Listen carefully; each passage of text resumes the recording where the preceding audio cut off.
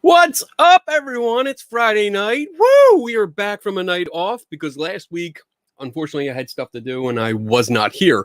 But holiday weekend and whatnot. But we are back with a bang because we have two guests tonight. And I think this is going to be an interesting discussion. So let me go over the rules real quick before we jump into our guest. So the rules are simple. Rule number one is you are welcome to ask any paranormal related question that you want. And in this case, it's going to be even more. I don't guarantee that I give you answers because as rule number two says, I don't know everything. And our guests don't know everything either, but they're going to tell you what they know. And we'll go from there. Rule number three, and this is an important one. Listen to Patrick Swayze and be nice. This is a laid back kind of conversation, Q&A podcast. I don't mind direct questions. I don't mind hard questions. I don't mind you disagreeing with me or the guest, as long as you're respectful when you're doing it. If it drops down into name calling, producer Donna, which is off to the side, has the hammer of Thor and will boot your ass off the program. I love that. Rule number five. Oh, geez, I'm skipping rules. Rule number four is this is an important one because if I don't say it, producer Donna gets mad.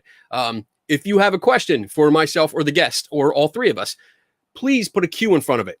And I have a special thing tonight because I think we're going to have a lot of viewers. We might not get to all the questions, so don't get mad. Get even. No, I'm kidding. Or if I skip a question, don't think I didn't see it. Yeah, she's going to try, but there's a lot of comments that come through. And then rule number five is my favorite. Drink up. So with that said, I'm going to use my special three-person screen here and bring on my other guests. Boom, boom, and there they are. So if you guys don't already know it, and I have to put my comments on so I can see what people are saying. You can ask any question about Perry Mason, and you don't know Patrick Swayze, but you do know Q from Star Trek. Is that? Oh my goodness! Oh my goodness! Wow, we're starting with the nerd references already. So, and I'm a fan of Star Trek. I'm not a big fan. I'm more Star Wars. But hey, there's always time. So tonight we have two guests. We have Kevin Mannis, who is known throughout the paranormal world as the creator of the Dibbuk Box story. And then we have Charles Moss, who is a journalist, that recently wrote an article for Input magazine. And it went into the story behind the Dibbuk Box. And he interviewed both Kevin Mannis and Jason Haxton and told the story from different angles. So we're all here tonight. We're going to talk about the Dibbuk Box. We're going to talk about the story behind it. And let's get into it because Kevin, you brought up something right before we went live. So let's jump in right into that I use the words confessed when describing what was inside Charles' article here, where you pretty much said, yes, you made up everything. So can you elaborate on that? You just make it up. I'm a writer, man. That's what I do. I came up with the concept and wrote a story. And okay, yeah. I do the same thing. I write. I write for Skeptical Inquirer magazine, but I also write my own stories once in a while. But I understand the creative part. But when you agree that's making it up. Well, yeah, same way as H.G. Wells made up the time machine. Exactly. Yes, and that was a good story. That was a real good story. So I guess just jumping right in. If people don't know the history of the Dibbuk Box or the story that goes along with it, would you mind giving us a recap of the original story? The original story was about me going to an auction, an estate sale auction, and buying a lot of goods. So when I say a lot, I mean an auction lot from this estate sale of a woman who had passed away, who was a Holocaust survivor. And at one point after I had bought this auction lot, noticing that there was this little box that was included with it, and encountering the granddaughter of the woman who had passed away, who came up and said, "Oh, I see you bought the Dibbuk Box." To which I replied, "What the hell is a Dibbuk Box?" And she explained that for as long as she could remember, her grandmother kept it on a shelf in her sewing room. And whenever they would ask about what's in the box, grandmother would say it was never to be opened. It had a Dibbuk and something called keselim. And she would spit through her fingers 3 times and say, don't ever look at the box. And so I said, well, gosh, it sounds like it's a family heirloom or something that has some sentimental value. Let me give it back to you. And at that point, the granddaughter got very hysterical and said, no, you bought it. You made a deal. And got just, a little over the top, with me figuring that it must have had something to do with the grief that she was suffering from the loss of her grandmother. So I threw the box in the back of my truck, went back down to my shop, unloaded everything, and all was right with the world until I left my manager in charge there. And about a half hour, 45 minutes after I left, I get a call from her saying that there's somebody in the basement tearing things up and swearing. And it's kind of alarming because there was only one way into the basement and one way out. She also said that she was locked in by the iron gates that were at the front of the shop. So I make a beeline back there and find her quivering in my office, gets up, slaps me, walks out, and I don't see her again for 3 years. Meanwhile, I go down to the basement. And when I went down into the basement, when I got to the bottom of the stairs, there was a noticeable smell of jasmine flowers and cat urine, which was odd because I never had a cat, never kept a cat.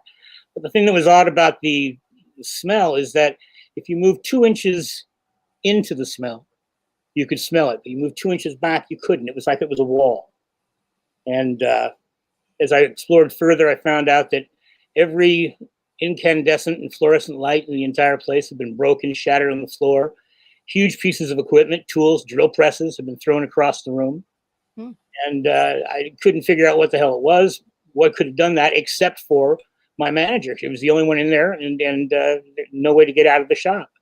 So I didn't think anything about it after that. I just thought, wow, be careful next time not to lock your employees in the shop. You want me to keep going? Yeah. Let's just. Am I being too detailed? No. I mean, we got 2 hours. Unless Charles starts getting bored and nods off. I mean, we're good to go. Well, at that point, I didn't really think anything about it, but I decided to clean the thing up. And when I went to clean it up, this Dibbuk box I put in the back of my shop, I opened it up, and inside I found a couple of pennies from the 1920s, a rosebud, a candle holder that had octopus-shaped legs, a small little chalice it looked like, which, by the way, was a soft-boiled egg server. Really wants to know. It wasn't a small wine goblet. It was a soft-boiled egg chalice.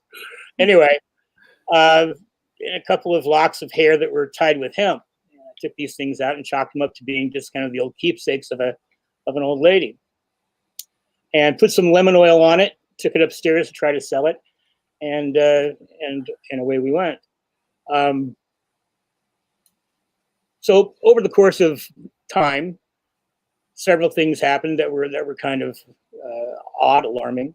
I tried to give the box away. First, I tried to sell it, and tried to sell it to a couple who, a couple of days later, brought it back and left it on the sidewalk outside my shop on Burnside Street with a note that says, "This has an odd darkness about it." I thought, okay. So I took it back in the shop and put it back up on display and tried to sell it again. At one point, I said I gave it to my brother and his wife, and they ended up keeping it for a couple of days and giving it back because they said the mechanism on the thing wouldn't stay shut, and they kept smelling cat piss. Well, and I said my sister-in-law smelled cat piss, my brother smelled the jasmine flowers. So I take it back, I give it to my sister, who the same thing, gives it back to me, same problem. I give it to my girlfriend, she didn't want it. And none of this made any kind of paranormal sense whatsoever until one morning when they'd all come over to my house to spend the night.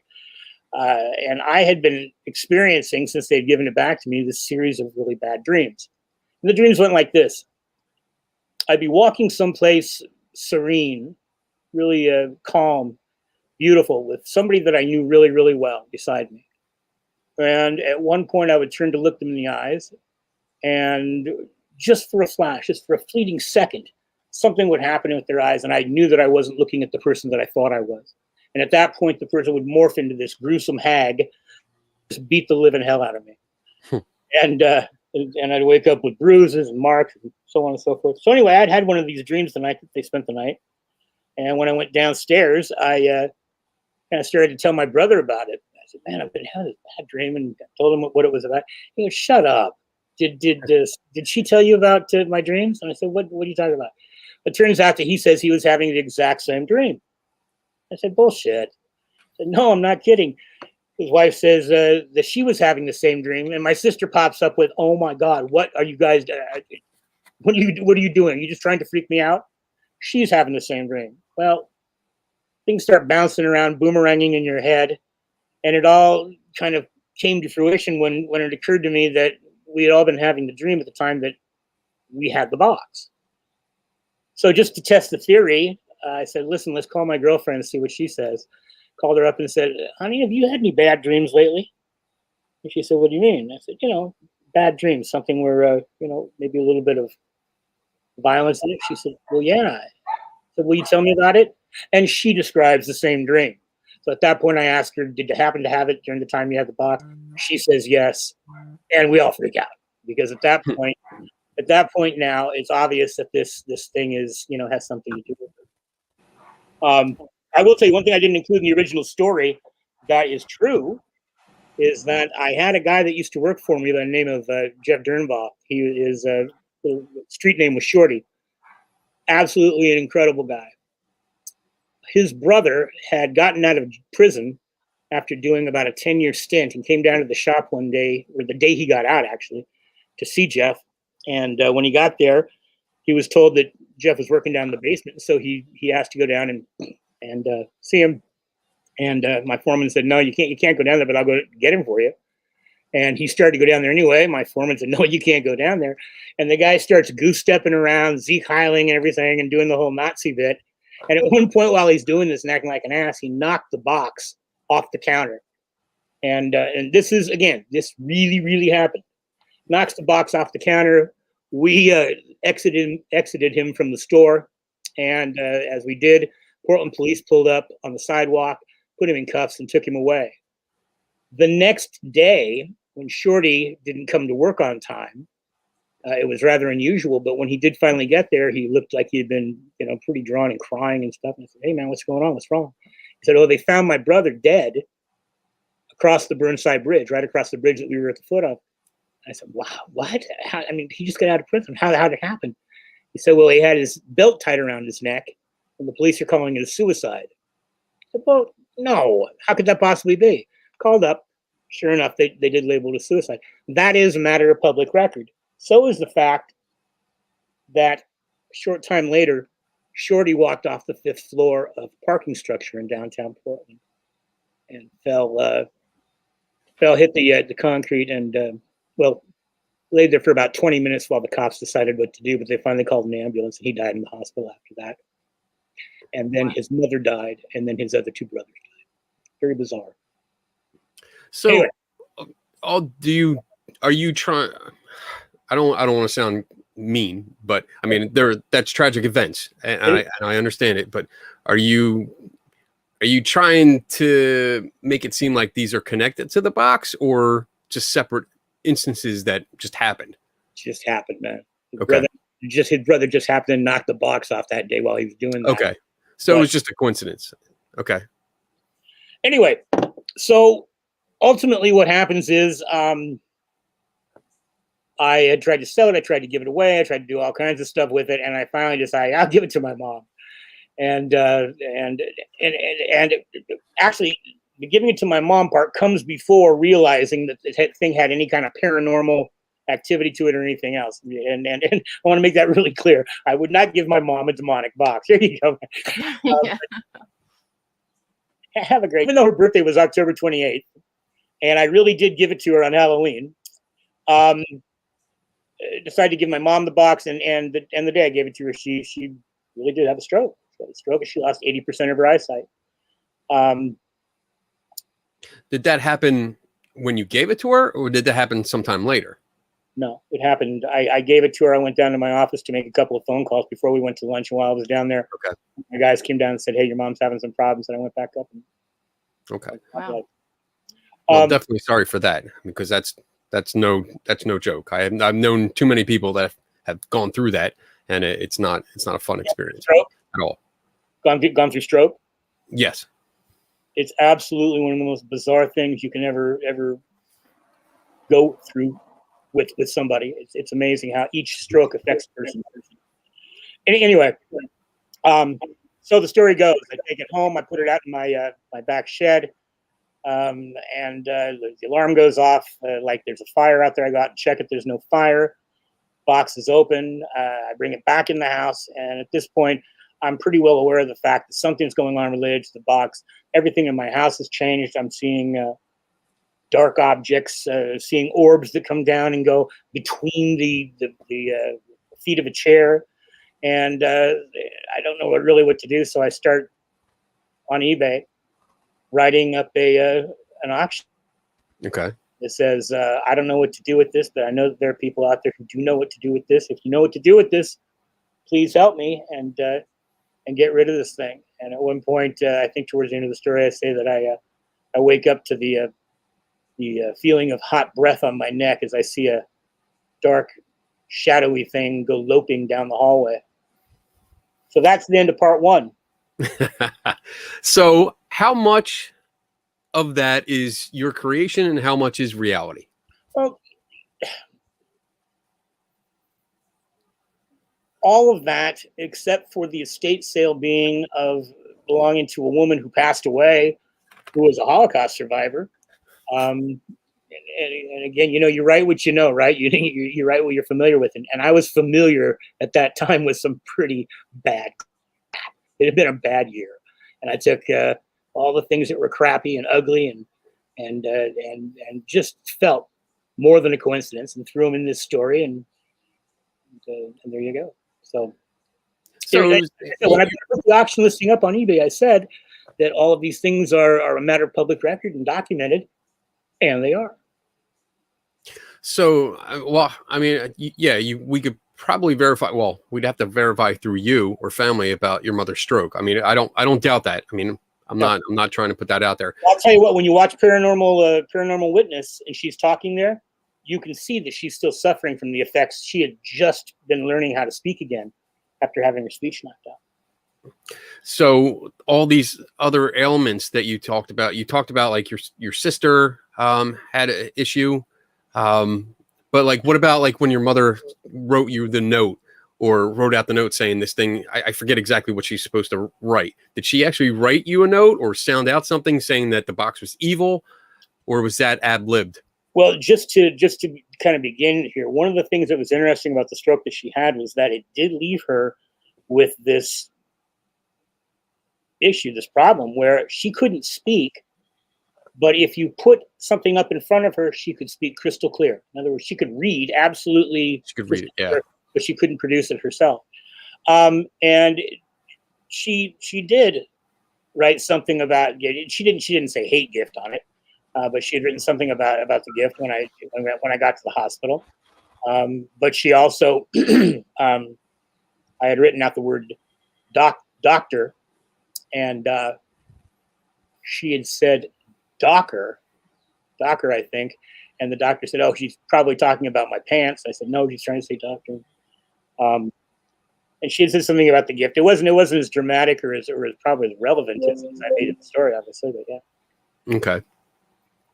So I guess the things in the box then, all the items, the pennies, the hair, the statues, the egg, you said like an egg holder. That's hilarious. I love that. Where did all that stuff come from? Because one of the things I wanted to point out was that when I read the story and well, different tellings of the story, I noticed that there was no mention of these things rattling around. And I mean, I have one. It's an earlier model than what you had, but mine came with the glassware. Look at you. Yeah, I have all the glassware too that came with the original glassware. Doors open like that. But there's enough room in there that all that stuff, if you're moving around, it would have slid around. but I didn't Sure. hear, I didn't read anything about it, moving around. Did you put that stuff in there, or was all of that in there already? How did that come about?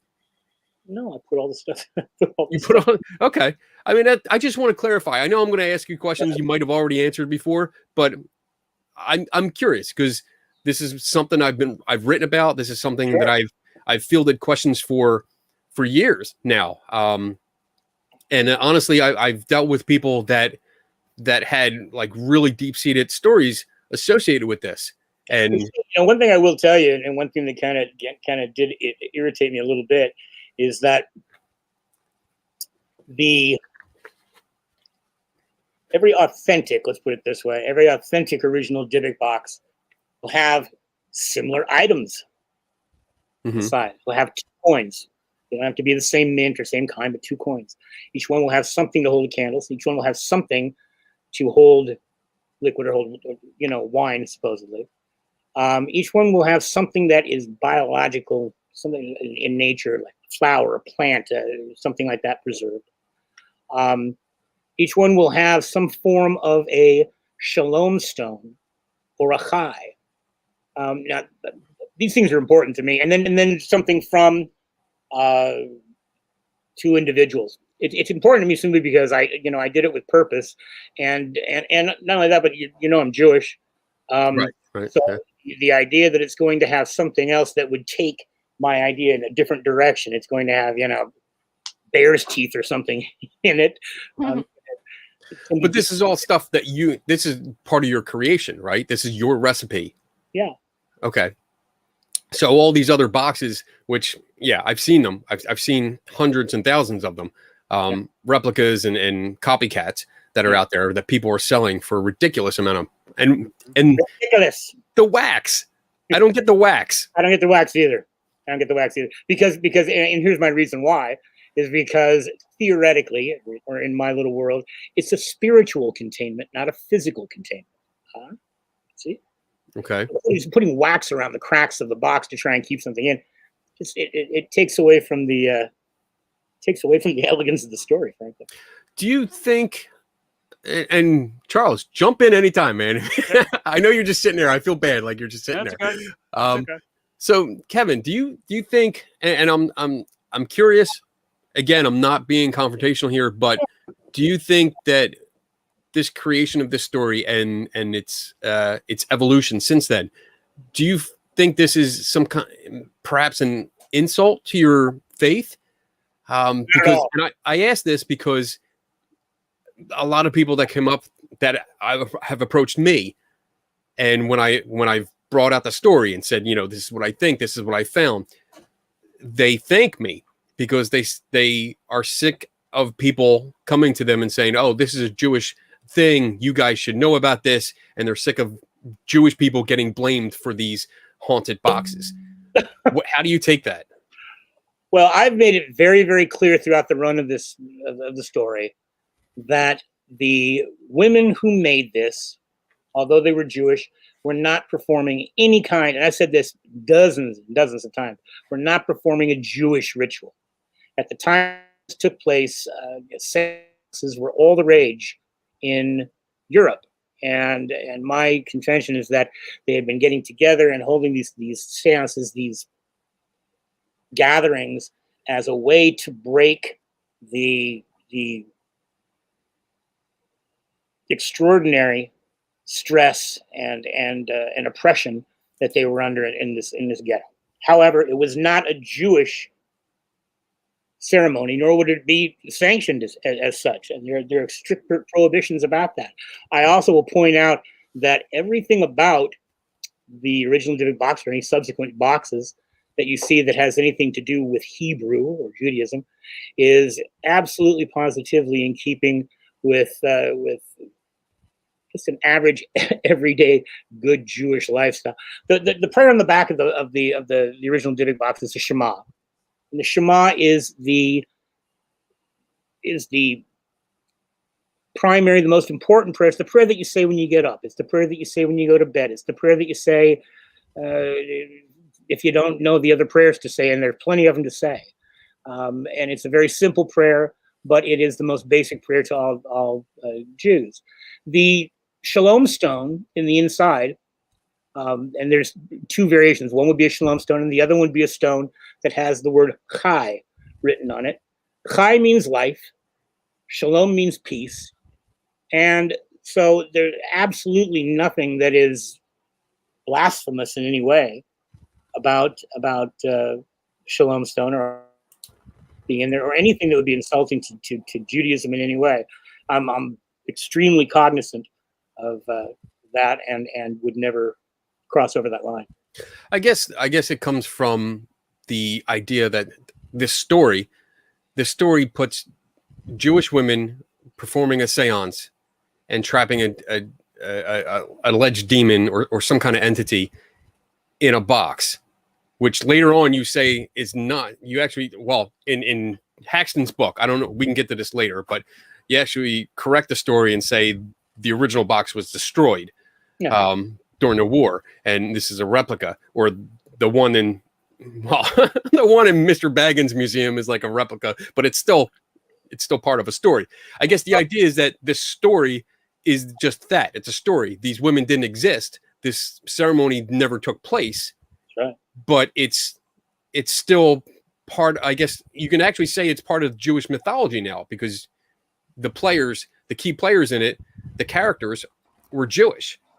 This is another reason for when you ask me the question, why now, is because it's gotten so incredibly powerful, so big, that it's in the fabric of Jewish mythology, and it really doesn't have a place there as far as I'm concerned. Did it get out of your control? Go ahead. Well, I was going to say, I mean, but also Dibbuks are, I mean, you know, that's something we haven't really talked about. Dibbuks have been part of Jewish folklore for thousands of years. I mean, so the idea of Dibbuks, or, you know, kind of the spirits that cling on to people and possess them, I mean, that is definitely part of, you know, Jewish folklore. I mean, not all Jews believe in Dibbuks, but yeah, I mean, but those who believe in Jewish mysticism, or, you know. Okay, I just want to make sure it wasn't the protocols of the Elders of Zion or something. No, I'm a book collector as well, so I usually dictionaries and encyclopedias, if I can get them, especially on various faiths, I get them. That brings up a very good point. And Dibbuks, I had nothing to do with the creation of a Dibbuk, and a Dibbuk is I'm not going to poo-poo that at all. It's a very serious subject. I personally felt that when I wrote the story, that putting a Dibbuk in a box, a Dibbuk doesn't live in a box. A Dibbuk cleaves on the person's soul. So there's a little involved there. But you'll also remember that I said that the woman said that there were Dibbuks and Keselim. And Keselim is a kind of an obscure Hebrew term for what translates into fooling spirits. And when I say fooling spirits, I don't mean nice fooling spirits. I mean demonic spirits. And frankly, I thought that it probably represented what was in the box even better than a Dibbuk, but the Dibbuk took off. I guess represented as in a story, though, because there actually is nothing in the box, right? That's right. Okay.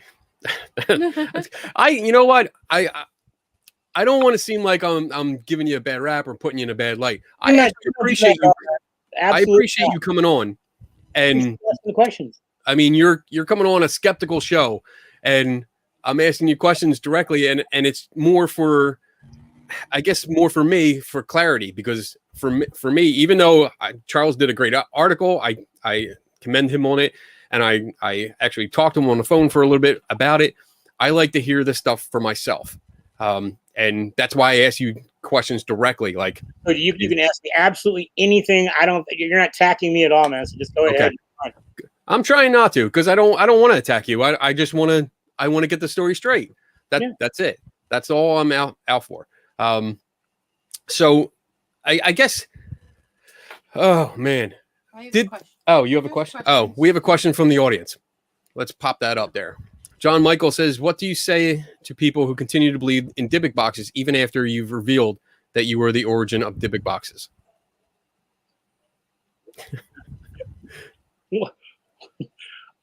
I don't know. What do you say to people who believe in Santa after they're 10? I don't know. The crying child. I get it. I mean, I tell them. So let me relate a story real quick. And this is why I'm so passionate about this. This is why I'm so firm and kind of serious when I get into the subject. Recently, my wife and I attended a paranormal conference. And first day, just set up our booth. And I have a skeptic booth. I have like tools that test psychic powers and stuff like that. And I brought this along. And I had like a big billboard thing that went through all the stages of what happened from the story from the beginning up until actually it ended with a Facebook post that we'll talk about later. But basically I had it up and this woman came up and she looked serious. She looked sad. And she asked me to explain the history of the box. And so I did. I told her, this is what I have. And I have like the patent. I have the actual patent for the box. I have all this record, all these records. And I showed her everything. And she starts tearing up. And she told me that she had won an advanced tour of Zak Bagans Museum. So before it opened to the public, she went in and toured around. And she went in the room where the Dibbuk Box was. And she had heard all the stories. She knew it was supposed to be bad juju, bad magic, and cursed, and all this stuff. And she was in there, and she touched the case and all that. And 2 weeks later, she said her son committed suicide. And for years, she has carried around that guilt. That because Thinking she touched that box. That's because she touched that box. That because she was in that room with it, that somehow she got the curse from this Dibbuk Box, and it somehow caused her son to do that. And she literally started crying in front of us because she was so relieved to hear the history of it, to see what the records and the documentation that we had saying, no, this is not real. And I call it a hoax. You mentioned that you had that box and you had the patent and everything like that. What difference does that make, out of curiosity, in explaining it? Well, according to the original story, before there was more information about the original box allegedly being destroyed, it was said that this seance took place before she went into the concentration camp. November 10th, 1938. Yes. And these boxes weren't created until 1957. Correct. So there could have been no way this box existed. No, that's just so you know this. Maybe you should have paid better attention. That was never a point of contention. The story goes that they tried this on November 10th, 1938. Which, by the way, when I wrote it, I never thought anybody was going to catch on to the fact that was Kristallnacht, but it was Kristallnacht, and it was intended to be Kristallnacht. Anyway, they do this ritual and they screw. Now, anybody who knows anything or even has a decent imagination about what the Holocaust was about knows that women were not traipsing through the death camps carrying boxes and wine cabinets. Oh, yes. Yeah, I know.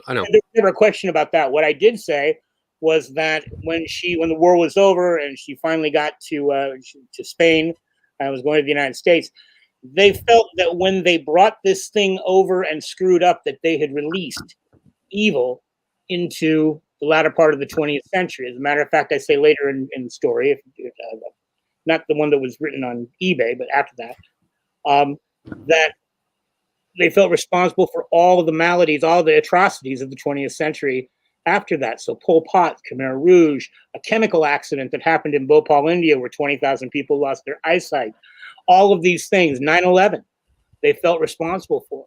And so her getting another box, and of course, the whole idea is not that it's some kind of a special wine cabinet or anything. It's just a container. She chose that one. The other 10 Dibbuk boxes that I've written about are all different boxes. They're not anything special. So that's why I was asking you about the patent, because it could have been a box off of the shelf at Walmart. I understand that, but this was the box that was chosen, and right. So therefore, it's just keeping it's tying up the loose ends. I want to know where this came from. Speak about this woman and how I feel about that. First of all, I'll tell you this: I'll say Kaddish for her son, and I am so terribly, terribly sorry that her son committed suicide. I can tell her if she's watching this, or if anybody ever gets to tell her, that it would be absolutely wrong thing to do to place any strength or power, as far as I'm concerned, on the box that is in the museum. Now, I'm going to qualify that also. There's a certain point in the story, a certain point in the entire story, where I keep writing the story, and the box goes on its own direction. And once the box leaves my possession, I'm going to tell you something. It boggles the mind, some of the things that have happened around this thing. I can't explain it, certainly. It's a matter of people being, wanting to jump on the bandwagon. That's one thing. Massive hypnosis, one thing, another. Hysteria, whatever. I don't have a good explanation for why Haxton says his eyes started bleeding, and that he and I and Bagans all had the same sewer problems that we had when we've owned this box. I can't say anything about the woman who calls me from Australia every couple of months and says she wakes up every single morning at 3 o'clock in the morning with some voice in her ear saying, "You must buy the box." That's can't. pretty cool. That was a good voice. That's pretty cool, I gotta say. I'd love someone to call me like that. Yeah, I can't say anything about the over 24 national radio broadcasts that Jason Haxton and I have done together, where every single broadcast, without fail, the radio stations go off the air for a certain period of time. And as a matter of fact, if anybody cares to do this, you can go to YouTube, you can bring up a video where I was on Ground Zero with Clyde Lewis, where exactly that happened. 6 nationally broadcast radio stations in a Class A office building all simultaneously went off the air for no reason, to the extent that security that was downstairs that had no idea what the radio broadcast we were doing was about ends up coming up, incredibly concerned because of a high security building, trying to figure out what the heck happened. And at that point, everybody realizes, because we can feel it, that the temperature in the studio is going up. It goes up 10, 15, 20 degrees. And then we start getting phone calls as producers are starting to get lesions on their arms. I have no idea. I have no concept of how that could happen. But we start getting phone calls from a woman who calls up and says, "I was driving in my truck. I brought up a picture and my truck caught on fire." Just out of the blue. We get another guy who says, all the light bulbs in his house burst, or the computers burst on fire. But either way, this is a recorded episode, uncut, of how the studio and 6 other national radio stations went down. Who knows? Is that when you had were you holding like a little tree kind of? Yeah, it's the one that I call the 10th box, which is supposed to represent the opposite of something called Nahut on the negative tree of life or foundation. And Zach also has that one too. Okay. So Charles, what do you think so far? Well, I was gonna say there's a link in my article to that Ground Zero broadcast, and I linked it right to where weird shit starts happening. Okay. So I think I remember seeing that. Yeah. And I mean, Kevin and I have had plenty of conversations throughout, the close to 2 months, I guess, that have been working on this article. And he basically, it was the same thing where he was just like, ask me whatever you want, right. Challenge me on it. And, it got to a point where I was like, oh, okay, all right. And so once Kevin basically was like, this is a 20-year long interactive horror story. That's when things got really interesting because, I read Haxton's book as well. And, and I talked to Jason Haxton and asked him, like, was all this stuff in this book real? Like, what, and he claims it was, I don't know. Yeah. I don't know either. I read the book too. But you got to admit, here's the cool thing. Is that you could have put in 2012, you put your $12 down, buy a theater ticket, go in, watch a movie about a Dibbuk box, and when you get up and leave, you can go home and get online and see the real thing. You can interact. You can interact with the story. You can actually. I mean, it's a living story. But it's not a real thing. It's your creation. So that's where it comes in. It's not a real thing. It's a solid object. I can touch it. I can open it up. I can drink from it because mine actually does have spirits in it. But I agree with you. Tell everybody else that.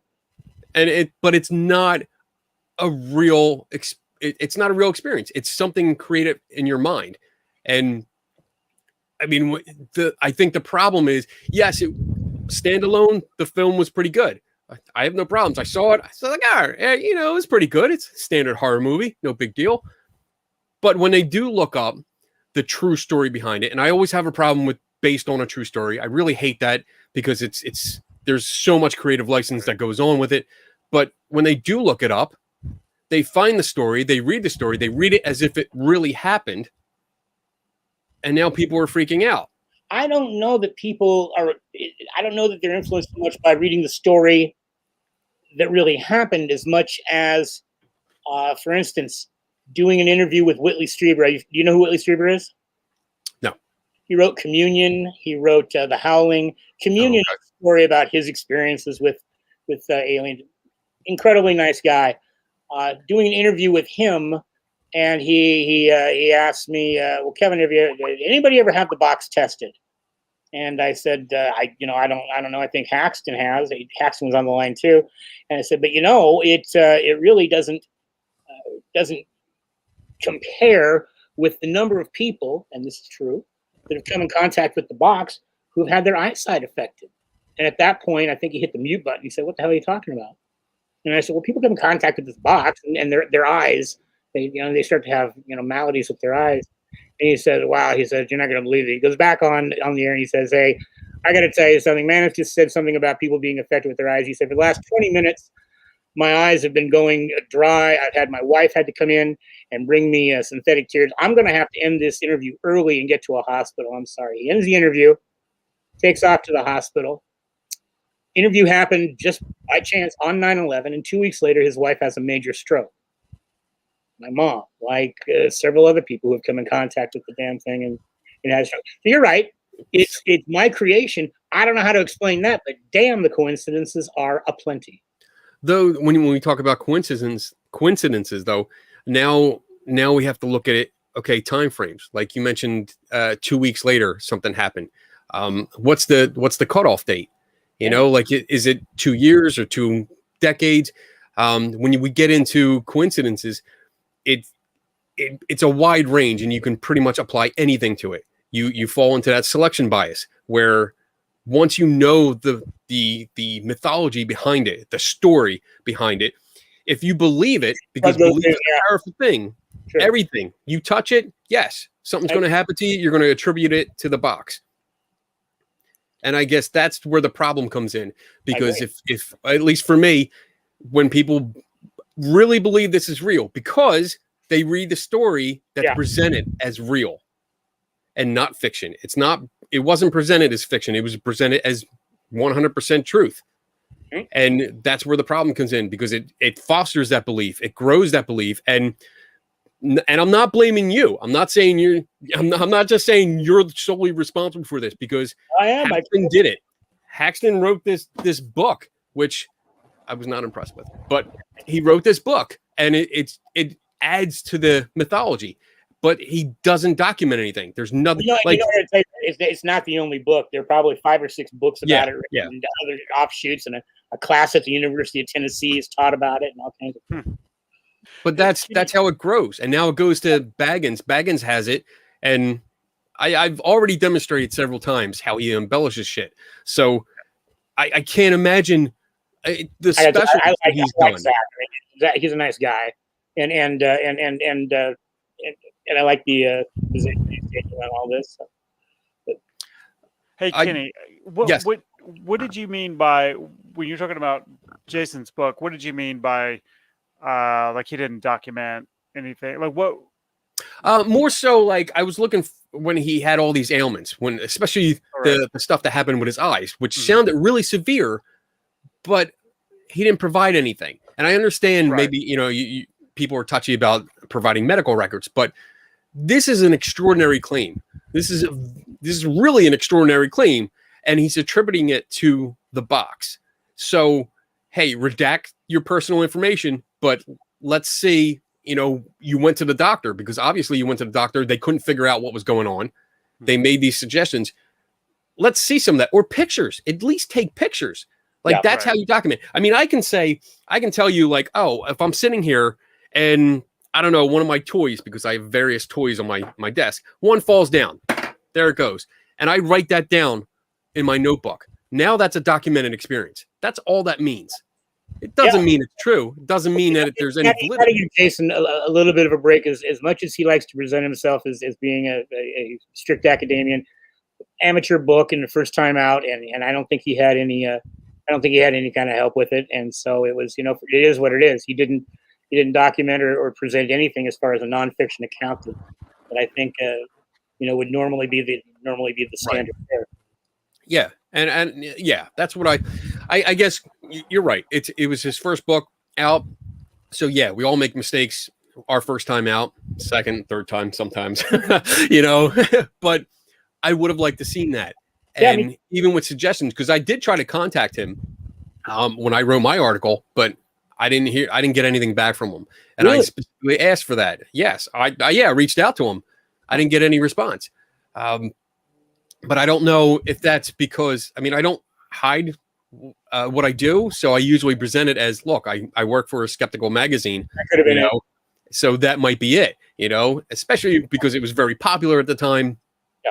And so I get it, but I don't like to hide the fact of, who I am and what I do. But I still would like to see some kind of records or photographs, at least. At the very least, something like that, especially given the circumstances. He knew the history. He already knew it well before he received the box. And he as the work that he does, you're used to documenting everything, taking notes, rigorous notes and stuff. I would expect something like that.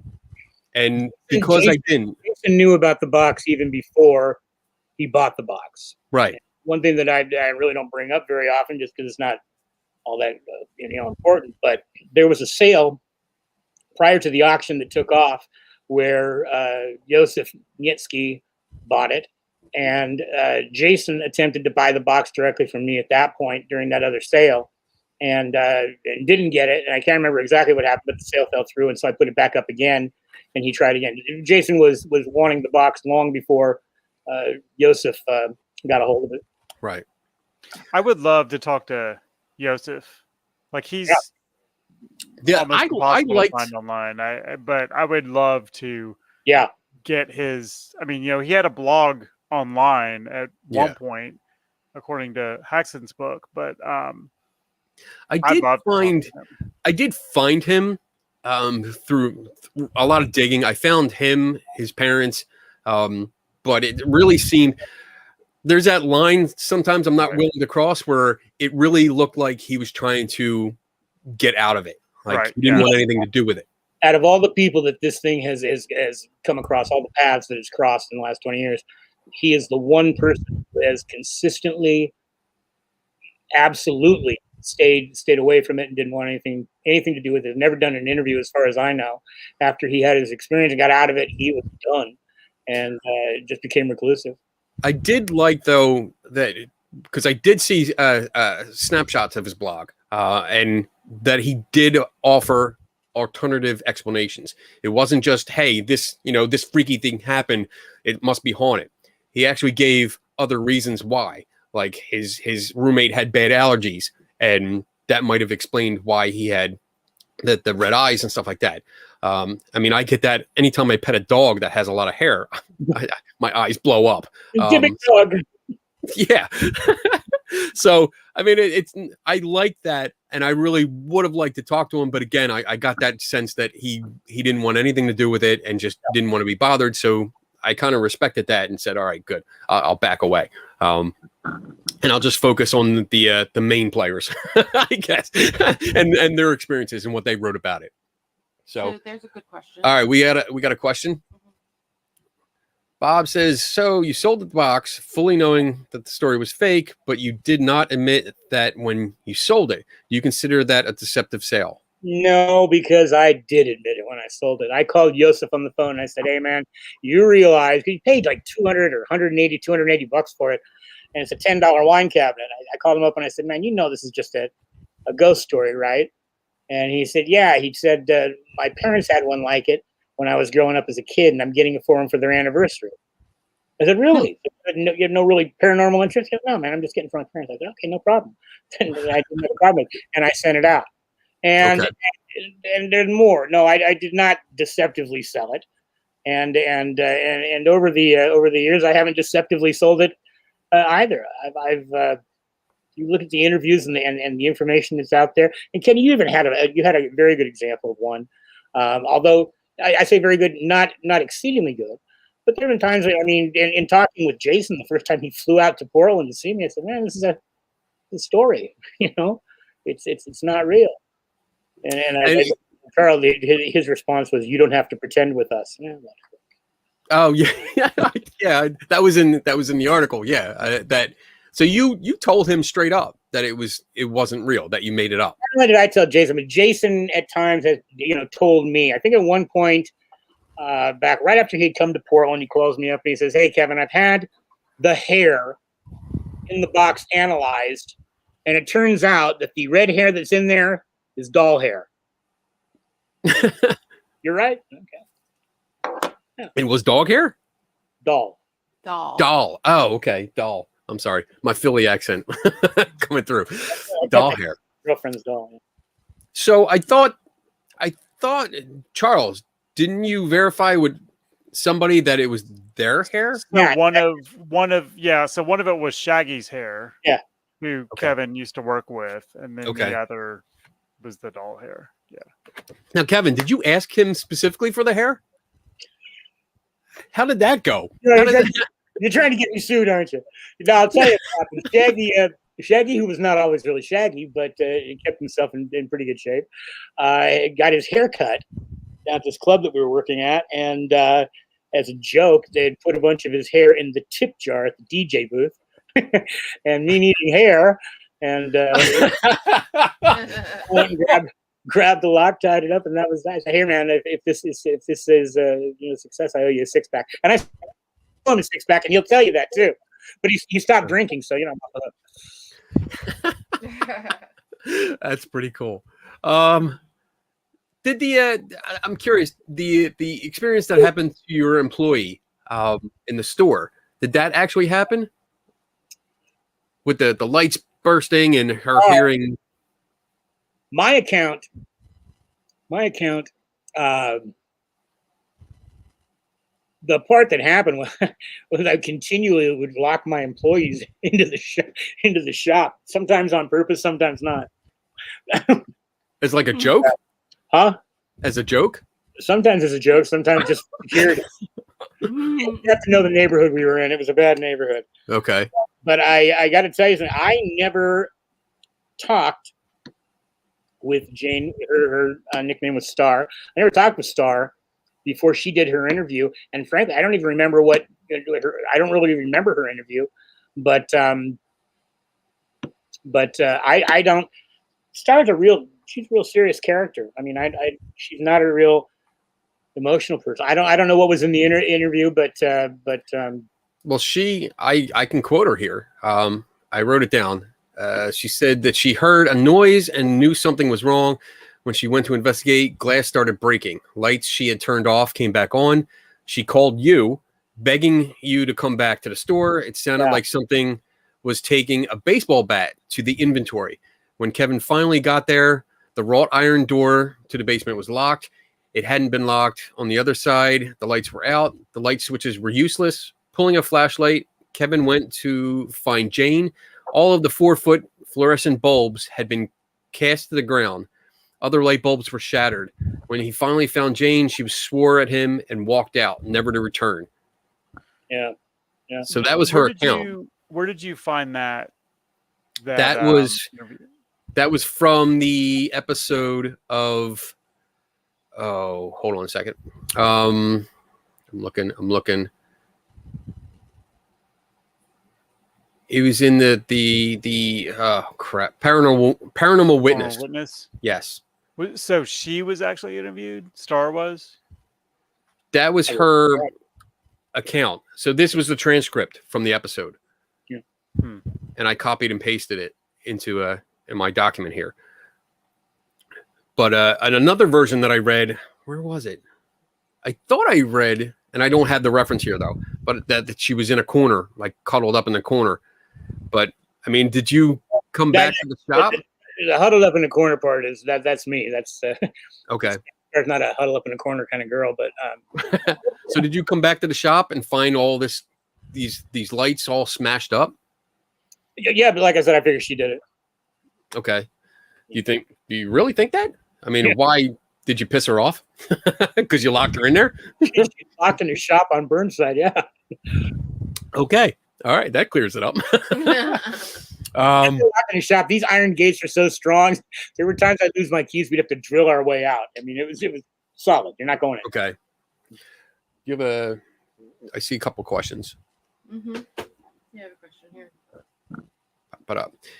Bob's asked, did Bagans know that the story was fake when he obtained it? Because then he was using that purposely deceptive sale for his museum. Do you think Bagans should advertise it as a fake story? No, because Bagans is not holding it up and saying, you're not holding up my fictional account. Bagans has got that there because everything else that's happened, like I said, since it's left me, has happened. I mean, there's no two ways about that. Even to the extent, I'm not going to comment yay, nay, if I like it or not, but Jason has got some accounts that took place in his book where, he put one thing that's not in his book. He had put the box in a rental house that he has in the basement. And they subsequently found his tenant there, a healthy 43-year-old guy, real active. They found him dead in a chair sitting directly above the box. Then Jason also talks about the thing being swarmed by these white spiders. And I think he's even got, pictures in his book.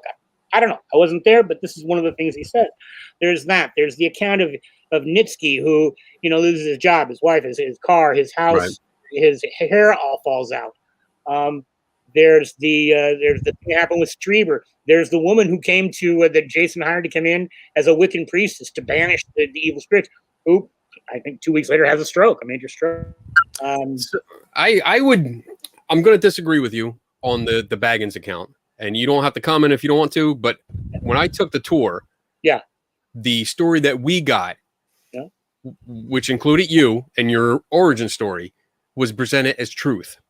100% truth. So there was that was the foundation for everything else about the box, then, is what you're saying? Because I haven't taken the tour, I don't know. He presented as this is the story behind it. And as far as I remember, Haxton's accounts were not as included. Your origin story was the main part of it in the beginning. And then in the last week, I talked to Bagans once, and I saw one short interview that he did, and I think, knowing Zach the way I do, that he's probably going to shift that emphasis and emphasize the other parts of the history about the box that still remain, valid and true. Well, I mean, do we really know it's valid and true? I mean, their anecdotal evidence is their stories. You're right. But there is actually no evidence out there. Yeah. I mean, there's absolutely nothing that I've seen that would be considered valid evidence to support this box being anything but a box. Since he's got footage on security cams of people being tormented and demented and cemented, and I've seen some of that footage, and I mean, full disclaimer, I don't, because we haven't spoken before tonight, except for our Facebook messages. But I'm not a fan of Bagans at all, and he's definitely not a fan of mine. Oh, really? I've written several articles about him, or more importantly, more to the point, items in his museum and the embellishments and false stories that he's attached to it. And the difference is that I actually produce the documentation and records to support what I say rather than what he's done. You think that Zak produces purposely false and adds purposely false embellishments, or do you think he is just very led by his heart as opposed to his head to go along with these things? No, what? Very naive. I think a little bit of both, but I do think he embellishes. Is he, PJ Barnum, or is he, Oh, yeah. Yeah. Yeah. He's got a lot of Barnum in him. A lot of Barnum, because I mean, some of the statements that he's made are just completely false and just fabricated. You think knowingly? Willingly? Knowingly. Knowingly? Yeah. Yeah. I think some of them, not all of them, but some of them. Yes, absolutely. You probably, and Charles, maybe you too. You guys have been on ghost hunts, or in paranormal situations where you get around some people who really consider themselves to be investigators and really try to be analytical about things. But the first bump is, oh, there's a demon. There's got to be a demon over there. The first, everything related, and at that point it's kind of a letdown for me because I'm, it doesn't make it's not rational. But there are people out there that are like that. They really want to be, and they try to be serious, but the first, the drop of a hat there, it's a. I agree. Yeah, but I'll say this though. I think that he has a responsibility because he has all these shows and this massive following. That, I mean, when I watch, I didn't watch. I think I'd seen maybe a couple of Ghost Adventure shows or whatever. But when I watched, Kevin, your episodes, and we talked about this too. About you going down to the basement, and like the first time I watched that, and you were left alone with the box, and then it showed like Bagans up with his crew watching through the security camera, and they thought you were like speaking in tongues or whatever, and I was like, that's not what's going on at all. Like they're clearly doing this to dramatize it. Let me tell you about where the disconnect is plausible there. Okay. I go down into the basement and I'm all mic'd up and I'm down there and I'm waiting for someone to say, okay, we're going to go ahead and roll now and you're going to be hot and blah, blah, blah, blah, blah. And I don't hear anything. And I'm down there 10, 15 minutes. I had already opened up the box. I had the other box up there. So I'm kind of going back and forth. You can hear me kind of whistling, forward, saying, guys, are you guys taking a break? I didn't know what was going on. I didn't know that they're up in a secret control room watching, not that it really mattered, but nobody's answering me. So at that point, I think I told you this, I had to be back up in Portland. I was going to do a show. I was going to do a presentation of that little poem I did. So I decided it's a great time for me, there's nobody around, go ahead and run lines. And so I was running the lines of that poem, The Shadow Man. Now, I had no idea that Zak is upstairs in the control room, or anybody was upstairs watching me, waiting to see if there was any kind of a thing happening between me and the box. And then I got to also say that I know that the footage that was shot that day was taken from Las Vegas, shipped off to New York, where it was edited. And I really don't know at that point how much input Zak really had with how it went together. I do know this after doing dozens of these reality shows, is that every reality show is dependent upon one specific thing to be a success, and that is its editorial crew. There are editors who got the footage, they can put it together. They could have made that look like I was a circus performer at the Hickory Farms, anything, the most bizarre out there thing that you can imagine. A good editor can cut footage together and make it look that way. So it leaves Zak, I don't know what input he had, I don't know, who knows what was said, but it goes to New York where a guy sits there and goes, I can do this, and it comes out like that. And then the question is this: Zak has got a responsibility. However, whatever the tone of the show is and the approach of the show is, that's fine. The bottom line is Zak's responsibility is to make money for Travel Channel. Zak's responsibility is to put out entertainment. Okay. And it is absolutely, for a lot of people, maybe not for we skeptics, but for a lot of people, it is outstanding entertainment. And that's why he's spinning off shows left and right. And he's very popular and writing books and all kinds of stuff. And frankly, at that point, as an entertainer, more power to him. He's got a good gig. If he was holding himself out to be some kind of an academician like Jason, I'd say something different. I think Jason maybe has more responsibility. So let me ask you this: Did anyone at any time ask you what you were doing when you were reciting your poem? Yeah, Who did?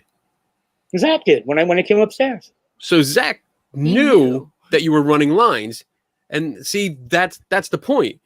He should have mentioned that. I think the way that it was approached was, I think when I came up, you said, "Yeah, are you okay? Are you all right? Are you feeling okay?" And oh no, actually, you know what he said? He said, "If you are something effective, I think you might be. I think you might be possessed, or you might be being affected." And Kevin, I want you to know we have I can help you. We can help you. We've got people who can. I said, "No, man, I'm fine. I'm running lines." Yeah. So if you're running lines, that to me just is he knew, and I assume, and I don't know this, I'm assuming that he should have editing control, like, and it should have been mentioned to someone, like, hey, this part where he goes into an accent and starts reciting this poem, which was on your website that could be looked up easily. Yeah. This is him running lines. And did you go to that show thinking that perhaps I was possessed and speaking in poetry? I missed the first part of that question. Did you come away from the show thinking that I was possessed and speaking in poetry? No, me? No. I figured you were, because I looked you up prior to watching the show. So I knew you were a writer. I knew you had this recording career too. I knew you had this stuff. As soon as I heard it, it sounded familiar. So I looked it up and was able to find it almost right away. You give the impression, though, that I was perhaps did. It absolutely gave the impression. Oh. I mean, I didn't buy it at all. But that's me. But all Zach's followers did. But yeah, I mean, so many. I get these responses because when shows like that air, I get tons of emails and messages saying, "Hey, did you see this? This, can you check into this?" Lots of people believed, as it was presented, that you were possessed because their voiceover during your segment was, "Oh my God, he's talking about this. He's talking about a shadow person. He's talking about death. He's doing this. He's doing that. And he doesn't know." And when you came out of there, I believe there's a scene where they're talking and you appear confused. I have to look at it again. It's been a while. I thought I came out there and he asked me about it, and I said, it's not something to be messed with. It should never be messed with. But I did like how you just walked up to it and just opened it right up. That was cool. I like that. I was like, you just schooled Zach. That's awesome. You weren't afraid to open the shit. No, oddly enough, I wasn't. But, well, obviously, I mean, you knew the story. I had a toe to it in my hand, too. But see, that at that point. When it comes back to it, I mean, yeah, I understand that it's for entertainment, but unfortunately, it's not presented that way. And that's where I have a problem sometimes because it's presented as legit and reality. I mean, it is billed as a reality show. And yeah, it is tribal knowledge with everyone that's viewing that, okay, reality show doesn't mean reality. But it means reality. I mean, it means it's unscripted. I mean, it's, unscripted, I think, is probably a better term for them. But reality, it's reality. I mean, my gosh. So that would be, right. But when he presents stuff like that, I mean, the way the show was edited with your segment, yeah, it made it look like you were possessed, and you were just rattling off this random, not even a poem. They didn't refer to it as a poem. Just you were just rambling and rattled off this thing, and it was presented as speaking in tongues. Yes, yeah, speaking in tongues. I think you're right. Yeah. Oh, wait a minute. Now, listen. Anybody who knows the term "speaking in tongues" knows that it doesn't mean that you're speaking in English poetry. That you, right.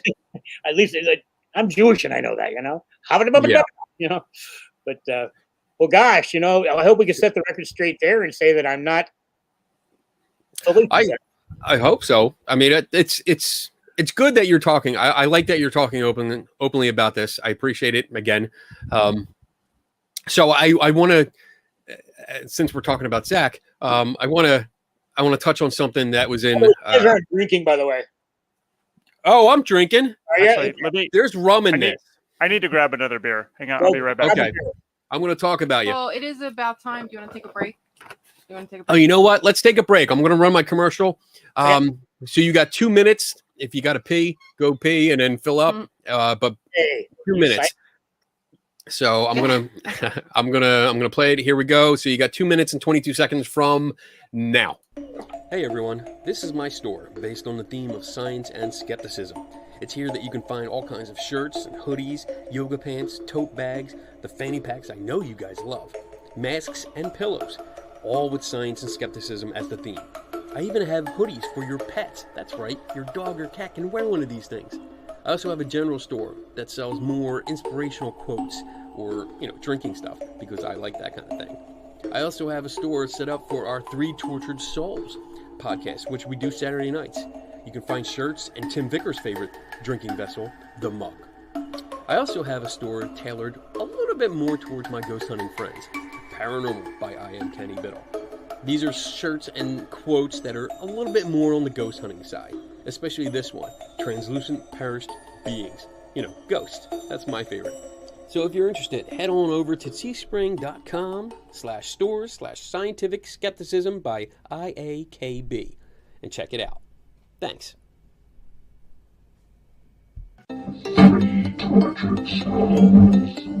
Are you tortured by what you see and hear about the paranormal field? Join us as we critically examine and question paranormal claims, science, ghosts, demons, cryptids, UFOs, ghost hunting technology, and much more are all on the table for discussion. Three Tortured Souls is a video podcast that streams live on Saturdays at 8 p.m. Eastern and 5 Pacific. Three Tortured Souls.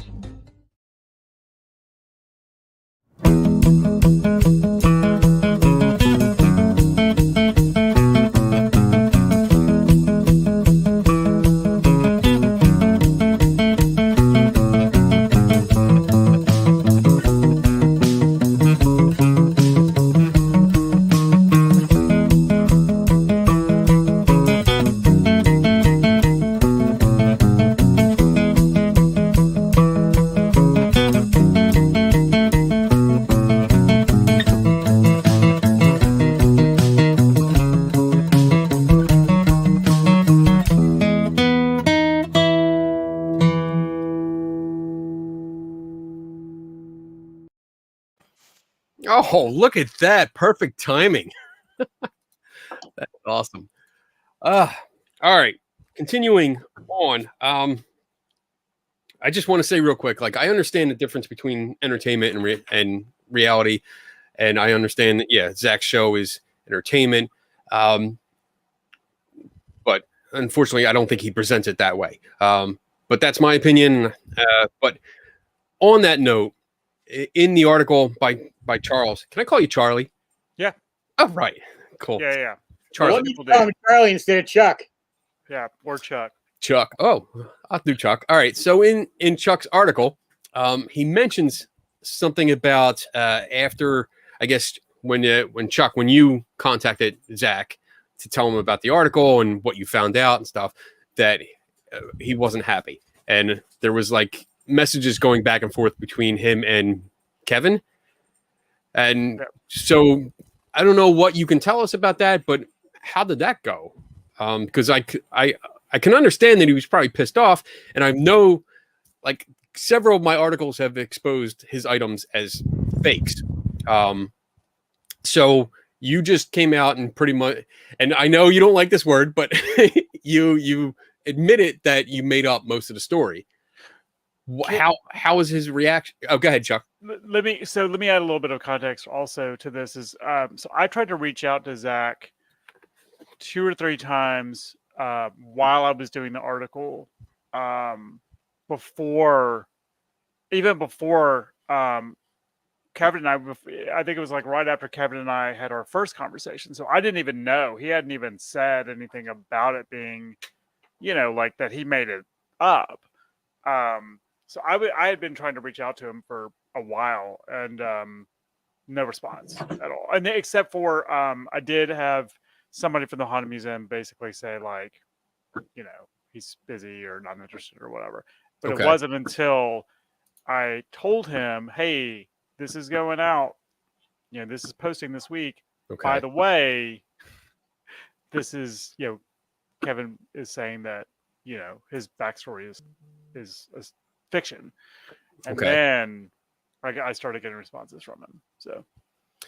So yeah, in the article, one of the paragraphs says Mannis messages me via Facebook to say that he's just gotten a call from Bagans. Not good, he writes. Not happy, and you won't believe the shit happening now around me. So, I don't know how much you can tell us or not, and how much it might put you on the spot. But I was curious, like, how did it go?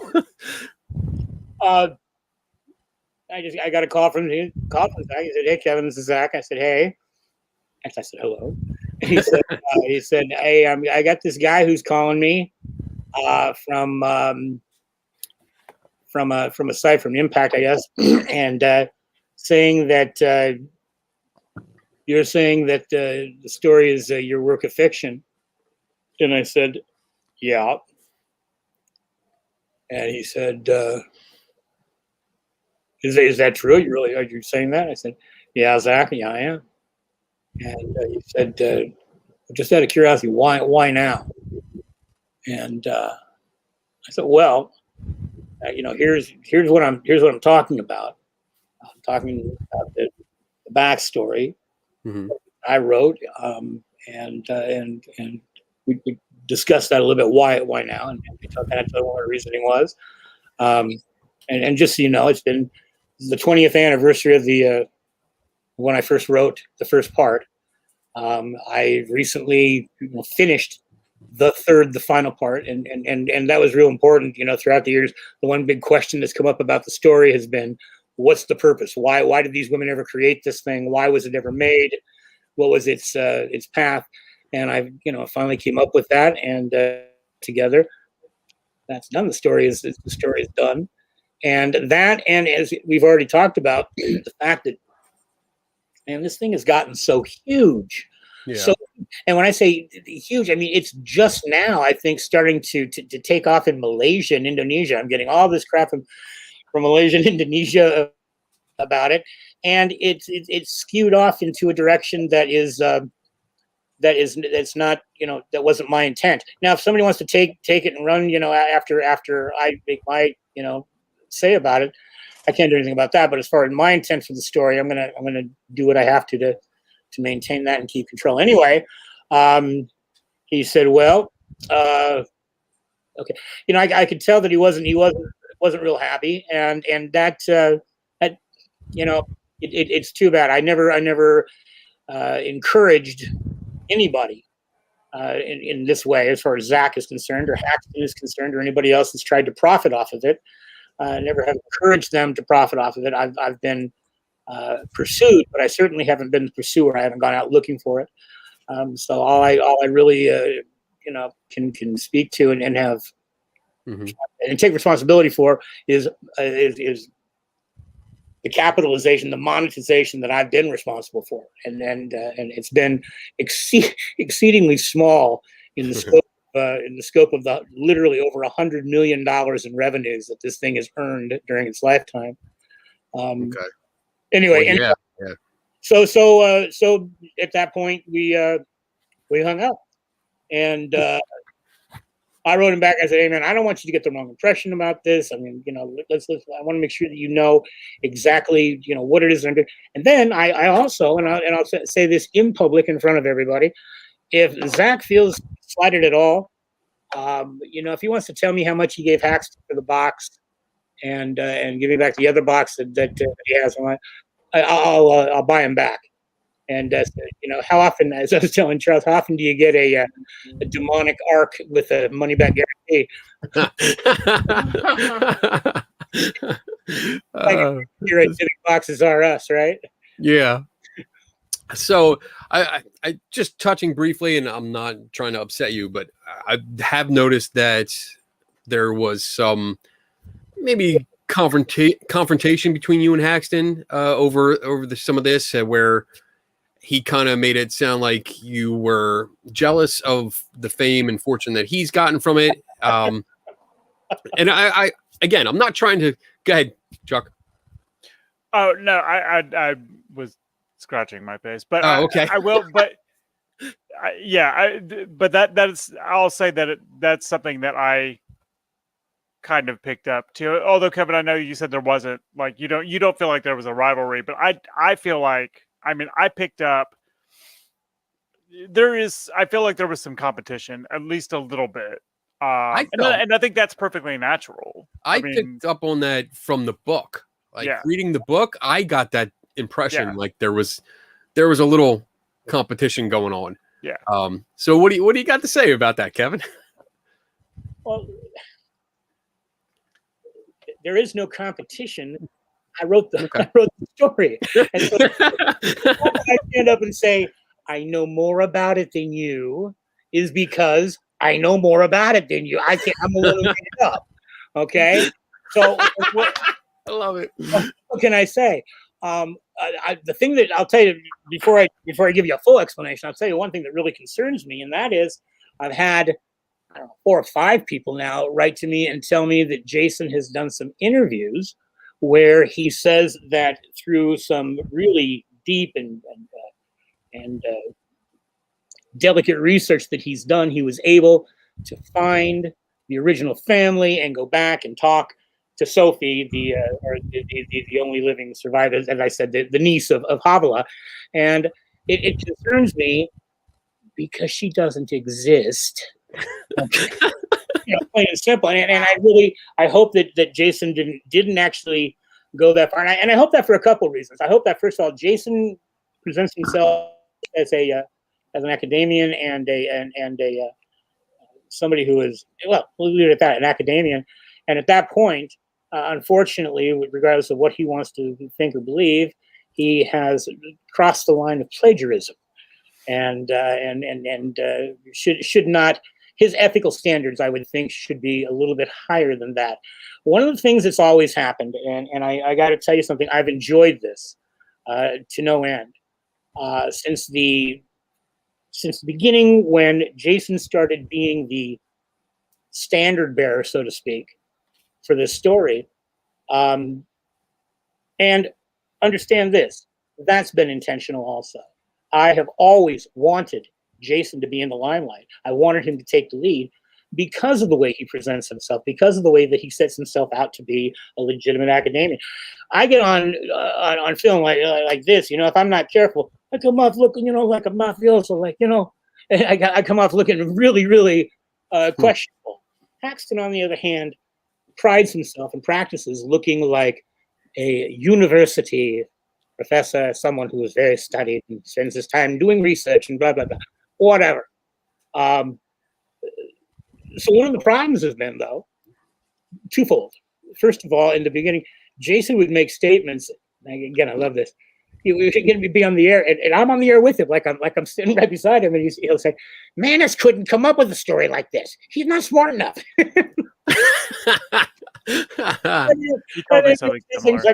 And I got to tell you something. Before I ever put a Shalom stone into the Dibbuk box, I was selling these things. I'm an artist, right now. Right. Everything is creative. So I had sold these. I presented them to some, some politicians in the United States and some other people. And they're very, very definite designs. It's the word Shalom. It's carved into marble. There's a granite piece usually that's not included in the one of the Dibbuk box that has a signature rose that I designed. And anybody who had stopped to take a moment to to pay attention could have brought up the ones that I've already sold on eBay and seen them. But Haxton loved to come on and say this was created in such a way that it's not done by an artist, and just slam me up one side and down the other, and then proceed, as the Methodist that he is, to explain Kabbalah and Jewish mysticism. No rivalry there again. I can't have rivalry because I know the story, I made it. But after that, man, I have to tell you, I have had no problem whatsoever with him seeing me and putting me kind of in the position of being the dolt that sits in the corner. That's fine, take it, baby. I mean, he's legitimized it and sold it more than I ever really could have hoped for. Problem, however, still remains that even now, in light of what, and you see this when Charles talked with him and told him what was going on, he still wants to cling to the idea that my family was somehow involved, and they put a Kabbalistic curse. He cannot admit and cannot handle the idea that, yeah, it's just me, Jason, and yeah, I guess I could write a story like this. Is unfortunately, as much as he hates to admit it, I don't have any rivalry whatsoever. If he wants to take the lead, yeah. That's an interesting point, because Chuck, you write in the article that Jason told you that he thinks that Kevin put a curse on it. Yeah, and I asked Kevin that. That's why I asked him that a couple times, and this was just over Messenger, but because yeah, I mean, so originally, and he says it and he alludes to it in his book too. Right. But and then in our conversation, he said the same thing, and then so I asked Kevin about it, and Kevin said the same thing, at the beginning of the podcast, where he was going through a tough year and kind of put, and I was like, well, what do you mean? What does that mean? Like, bad juju? Like, did you hex it? Because what Kevin has not said is that, during this whole thing, he downplayed the fact that he is a pretty, he practices Judaism. Like, he, and, studies Kabbalah. Like, so he knows all about it. I mean, we've had long conversations about, I don't know a lot about Kabbalism, but he has talked a lot to me about it. And so, enough to be able to create this story. I think, with Jason, talking with Jason, it's always interesting and I'm Jewish too. So it's always interesting when people who are not Jewish talk about knowing about Judaism or another religion as if they are of that religion. There's something about that that's not kosher. Feeling right. Yeah. So I think what's interesting is that I was impressed how in his book, he went at it all angles trying to figure out this, the Dibbuk Box and story, and all that. Yeah. And scientific method. He went to like a shaman or whatever. He went to somebody who, I think it was a girl. She was up in Brooklyn who practiced Kabbalism, I think, and talked to rabbis and things like that. And I actually talked to the rabbi who was on one of the rabbis on Ghost Hunters, the one where they went to the synagogue. Deadly possession. You had that coughing fit. Okay. And nothing. I really was. I mean, it wasn't paranormal. I just, honestly, I can't remember where I was going with that, except to say that, the story that Kevin created, he knows all about Judaism and Kabbalism, and so he put all of that into the story, and I think, I can't remember where I was going with that, but it's all right. All right. One thing I do want to point out is that in instance where there's been a rabbi involved, and this is absolutely to be expected. First of all, the rabbi in Las Vegas that was on Deadly Possessions, when they asked him about the Dibbuk Box and is it possible it had power, the rabbi, beautiful statement. He said, well, maybe this is a situation where we have an opportunity to examine our own spirituality and our relationship with God, and for that to maybe it has that power. Just about every rabbi is going to say something like that. First of all, of course, they're not going to comment on the history of Dibbuk boxes because they ain't none. So the one that Zach called to come over during the live 3-hour Halloween broadcast who walked up and said, well, this is in the script or something. I don't remember what he said. But, one thing you're not going to get a rabbi to do, you're not going to get a rabbi to say something on a script that he doesn't want to say. Rabbi, they're just not, Right. they're not like that. And it's a Jewish thing, but they're going to come in, they're going to just be as blunt and clear as possible. But what Charles was saying about as far as Jason is concerned, one of the things that was just it's been a bit frustrating is, again, Jason approaches this from a and God bless him for doing this, a Methodist point of view, which is a beautiful, wonderful point of view.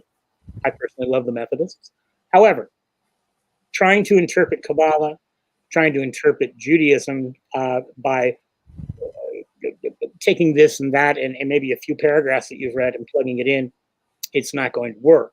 It doesn't happen that way. And so things kind of tended to go askew. And I gently tried to prod Jason back in the right direction, but sometimes he went askew anyway. Came up with his own ending part of my story.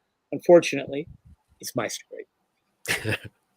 So I want to ask you one more question before we start taking. I'm going to spend the last 20 minutes going through questions from the viewers. So, And then we can do dance number, right?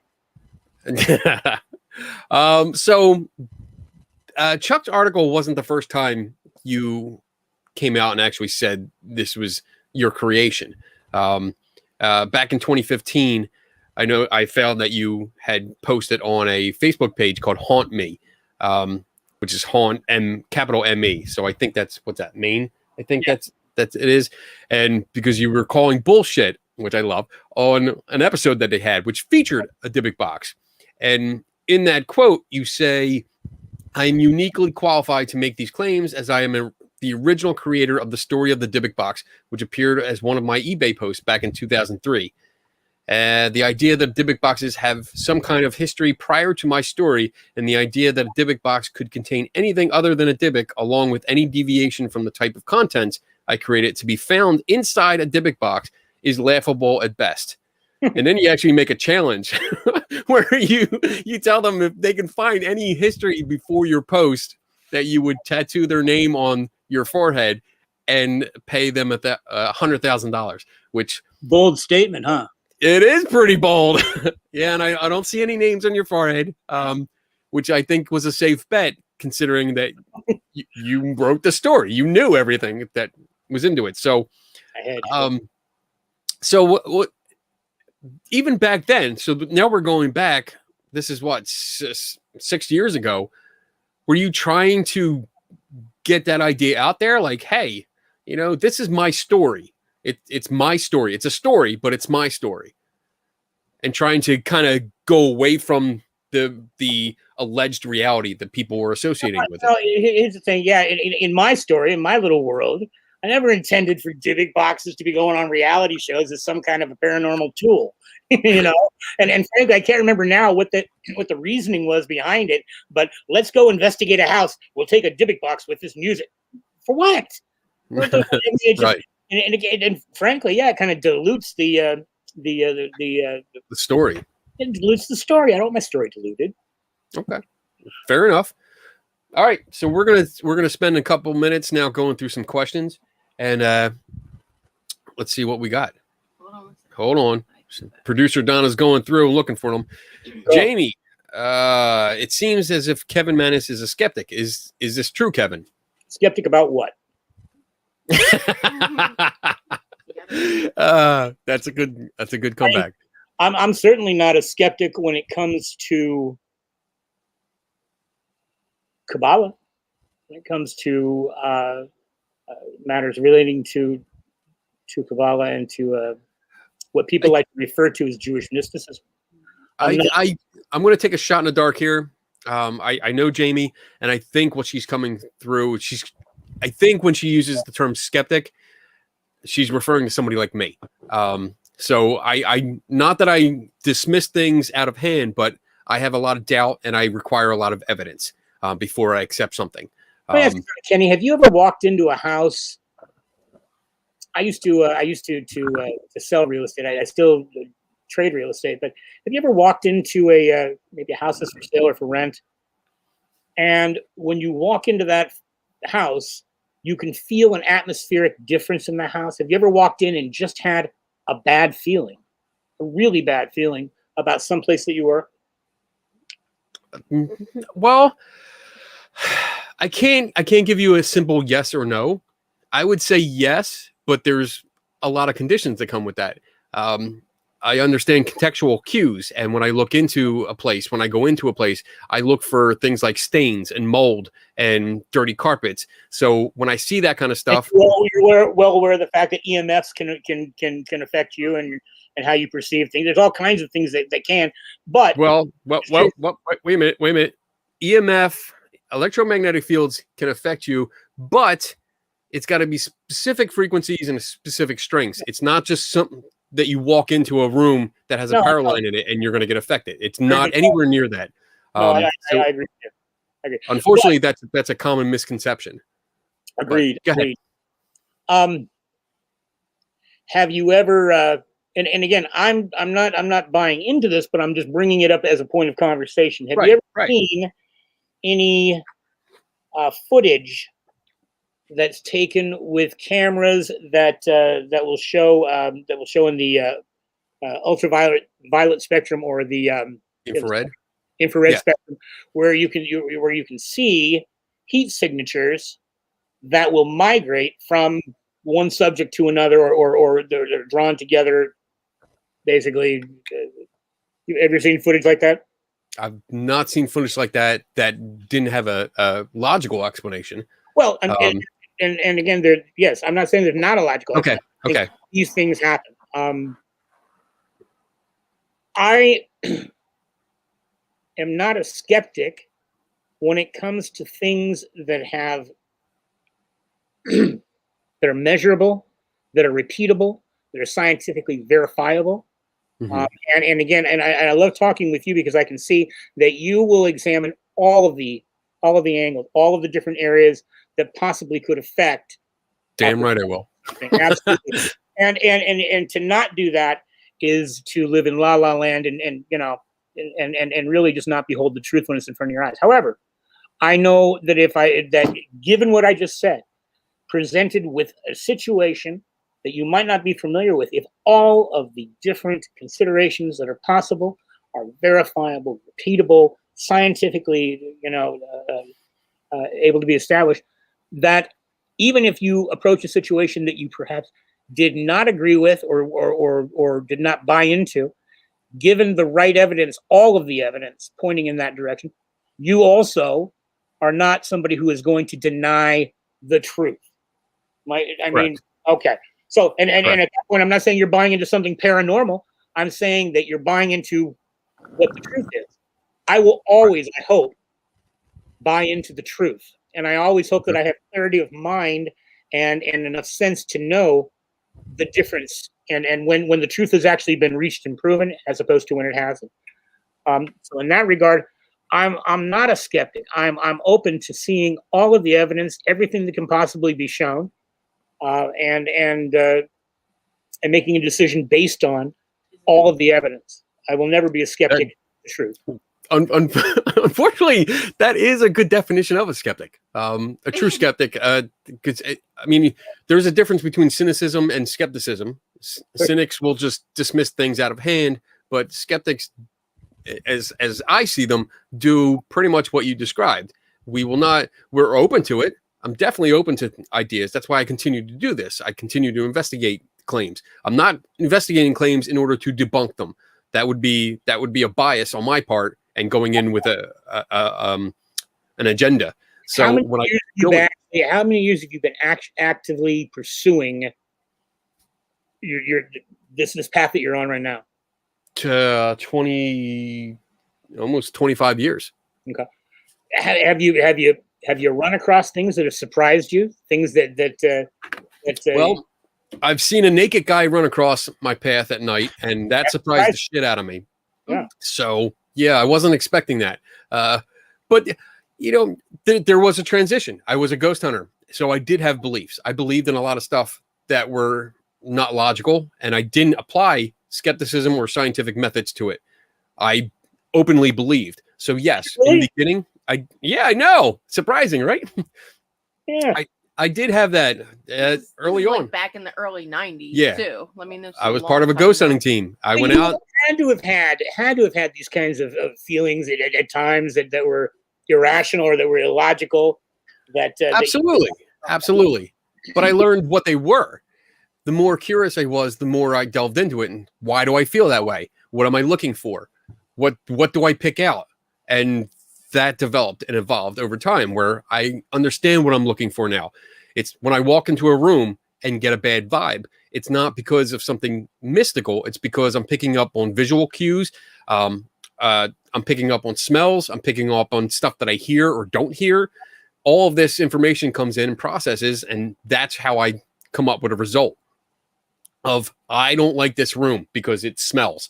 I don't like this room because there's a big freaking stain on the wall, and I'm not sure where it came from. Those are the cues that kind of set me off, and then other things. But demons.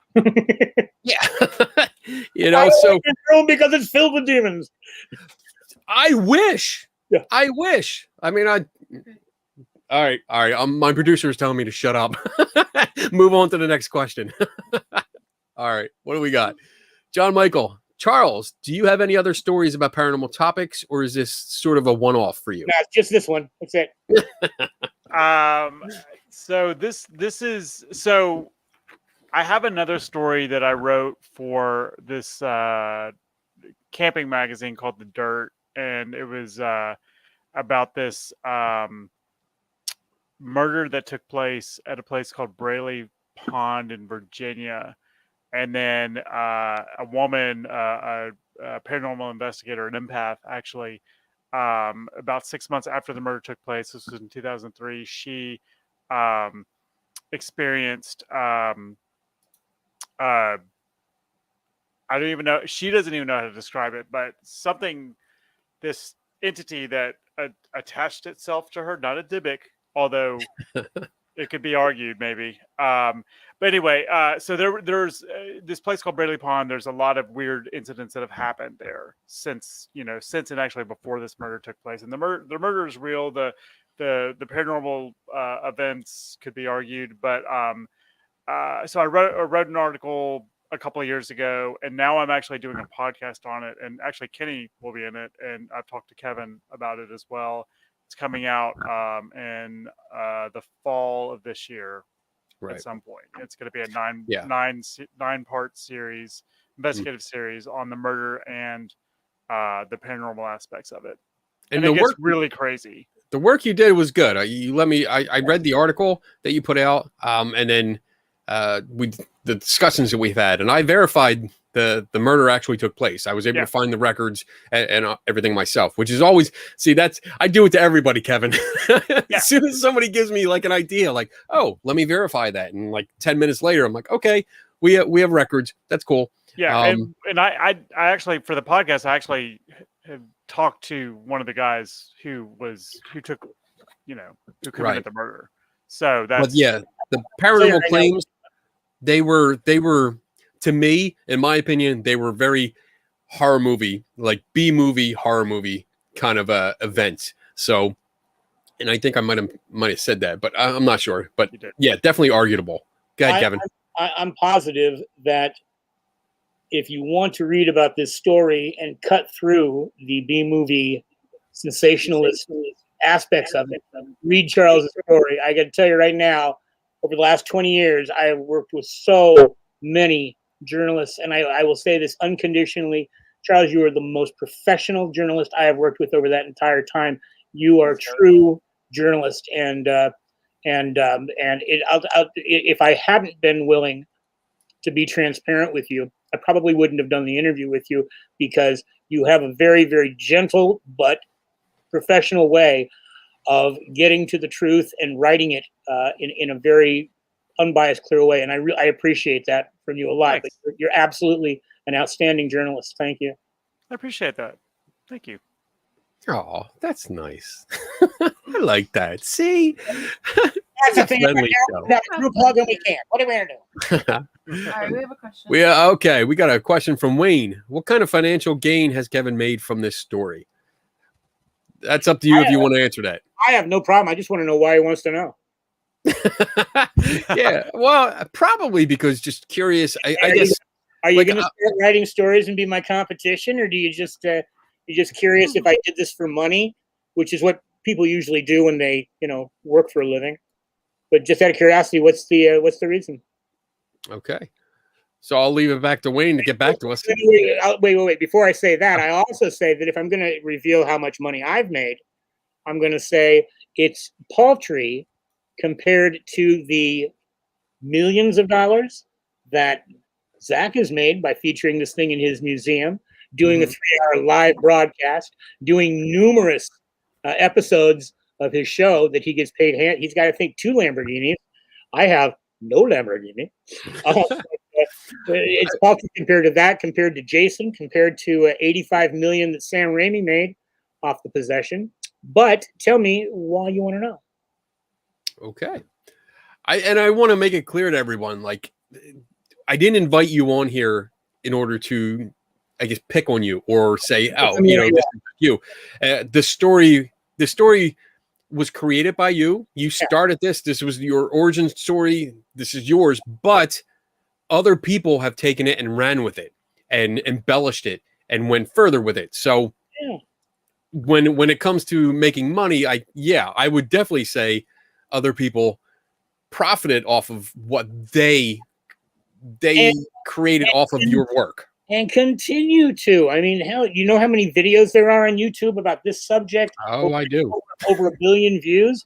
I mean, I'm always kind of just curious when people start saying, well, you did this to make money. Why do you go to work? Oh, here you go. I guess Wayne wants to know, did you do it for the money? No, Why did you make the story? I did it because I create stuff. I make stuff. And it came to be, I didn't always used to be like this. There was a time when I didn't do anything creative. I pushed papers and I made a lot of money pushing papers. I didn't do anything that was really of any value, but I did paper transactions and I absolutely hated it. And then one day, my head split open, I unzipped it, stepped out, and I was an artist. And from that point on, I made my living artistically. I write music, I compose music. I've done over 1 million unit record sales on music that I've done. I make movies. I've made. I was actually the Henry County, Paris, Tennessee Sculptor of the Year last year for my work in sculpting in stone. That is what I do. I make stuff, and unfortunately, a byproduct of that for a lot of people who don't like it, I have to eat. And even if I didn't have to eat, my stuff is so damn good that people throw money at me for it, and I can't help that either. But yeah, I do make money off the stuff I create, just like anybody else that goes and serves up the McNuggets, Okay. Now I want chicken McNuggets. Awesome. Do we have any other questions? No? Okay, good. I think we're good. One from Mark. Oh, we do? From Mark, my editor at Oh, where is he? Hold on. Let's go back. By the way, Mark, Charles needs a bonus. I think Mark's on YouTube. So it'll be red. I'm looking for it. I did see it. Hi, this is Mark, editor of the Input Story. Just tuning in. Kevin, I was wondering if you'd heard from Zak since the piece came out. Oh, I did kind of cover that. We did cover that. Not since the release, no. Okay. Yeah, we did talk about the conversation that you had and stuff when Chuck was still working on the story.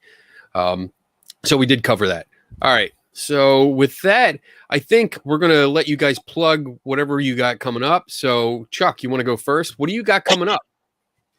Well, I've got that podcast I'm working on that'll be out. It'll be called What Happened in Braley Pond. It will come out in the fall of this year. Still working on audio edits but yeah, so it'll Kenny, you're featured in there. Kevin, we've talked about, you're a part in it. And that's actually how I discovered what a Dibbuk Box was, just because I was interviewing people for this podcast. And one of the paranormal investigators talked about making this Dibbuk Box. And I was like, what the hell is a Dibbuk Box? And then he started telling me, and I just went down a rabbit hole. And wait, they're making one? he made one. He made one, and he put like mirrors in it. Nothing like this. He made one. I think it was out of wood. He put mirrors in it, and he supposedly caught a shadow being in it at Braley Pond in Virginia. And oh my God! And so I just kept asking him questions, and then and Kenny, I came across your one of your pieces about it, and just went down a rabbit hole, and got really into this interesting story. That's interesting. So, I cannot wait to hear this podcast. Yeah. That's going to be interesting, just to hear somebody decided to make one that trapped something in there. They're going to love your new story. They're going to love this article. Yeah, that's just like a small part of the whole podcast. But. And what else? You write? You do a lot of independent or freelance work. What outlets do you write for? Work.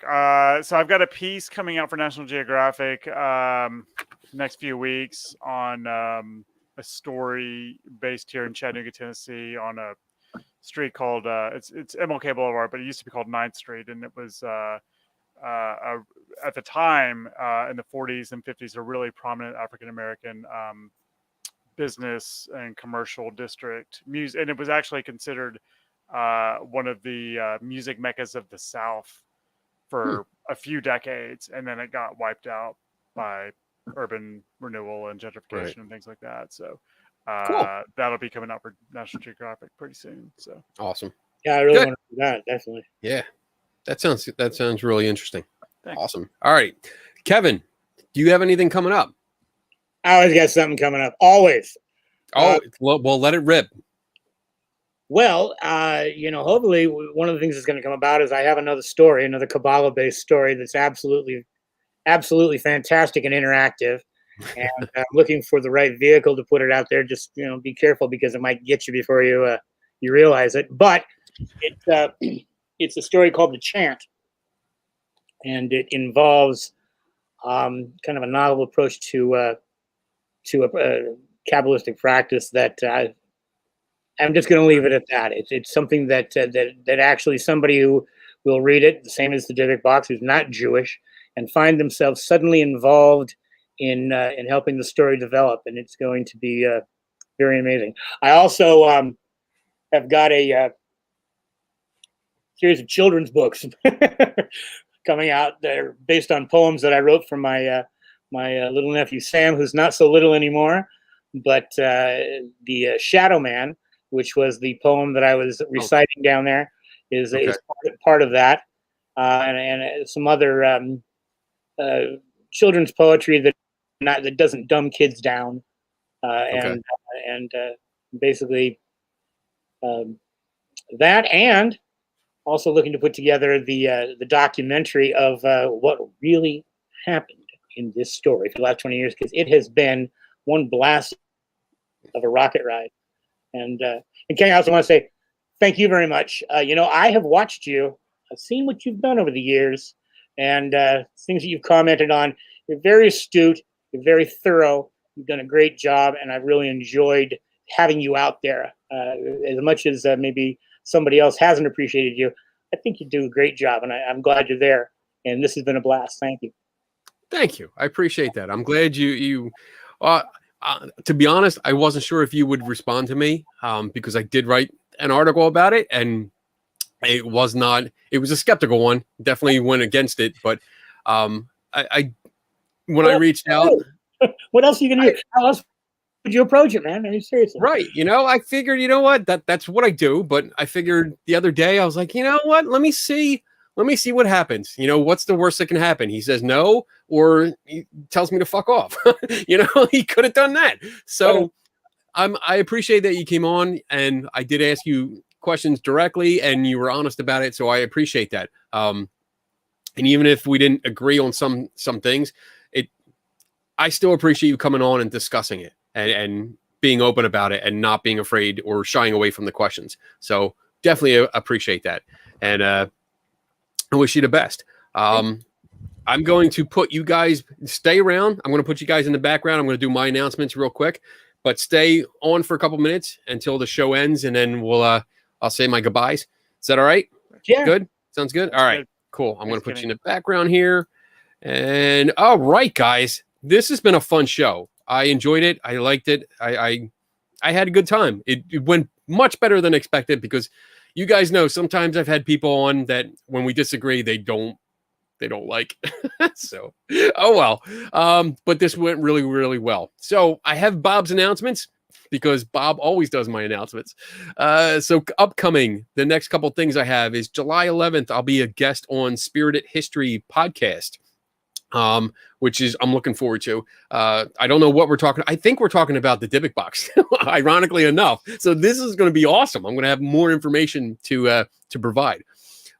July 18th, I'm doing a presentation for AIPT, which is Adventures in Poor Taste. I don't know if they actually go by that name anymore, but they're having like a weekend lecture series, and I'll be doing a 20-minute presentation about Star Wars ghosts versus real ghosts and the similarities and pop culture and all that stuff with that. And then I'll be doing a Q&A, which is going to be fun.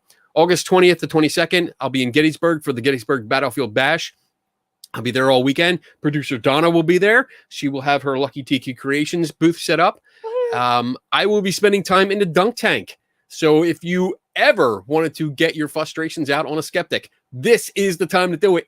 And it benefits charity. It benefits the Wounded Warriors of Pennsylvania and kids with cancer. So definitely come out, spend money, try to dunk me. I am going to throw insults at everyone and just make it horrible for you. I'm going to make fun of all you bastards. September 25th is the Para-Unity Conference in, I think that Woodbridge, New Jersey. And both of us will be there again. Mm-hmm.